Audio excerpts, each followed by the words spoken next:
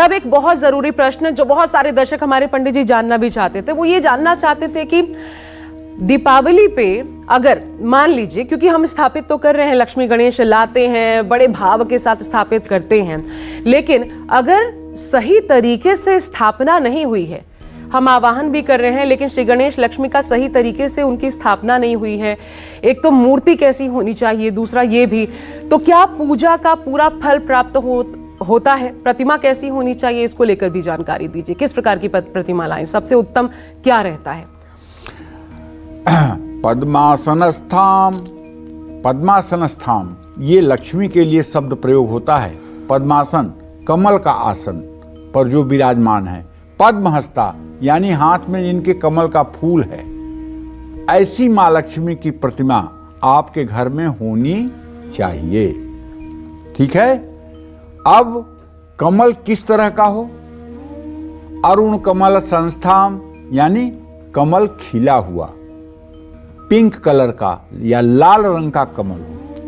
मां लक्ष्मी की प्रतिमा या तस्वीर कमल पर बैठी हुई होनी चाहिए। ध्यान रखिएगा, खड़ी हुई मां लक्ष्मी की प्रतिमा घर में भूल करके भी स्थापित मत करिएगा।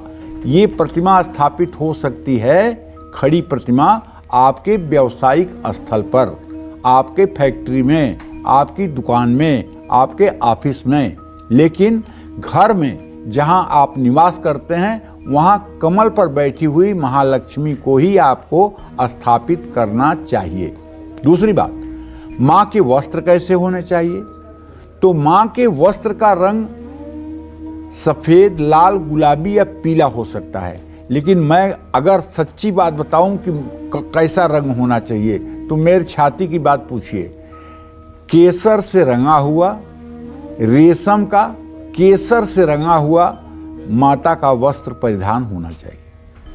और अगर आप मानसिक पूजा करते हैं तो आप अपने मन में कल्पना करिए कि 10 सुंदर सुंदर 12-12 साल की गंधर्व कन्याएं दोनों हाथों को फैलाए हुए और केसर से रंगी हुई रेशमी साड़ी लेकर के माता के सामने खड़ी हैं और विनय कर रही हैं कि माता इस वस्त्र को आप धारण कर लें, और माता उसमें से एक वस्त्र उठा करके और धारण करती हैं। ऐसा मनोभाव आपका होना चाहिए।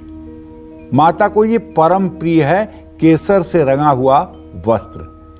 केसर से रंगा हुआ वस्त्र उन्हें अत्यंत प्रिय है। बस अगर ये सब चीजें आप करते हैं तो निश्चित रूप से आपकी मनोकामना पूरी होगी। जय मां विंध्यवासिनी।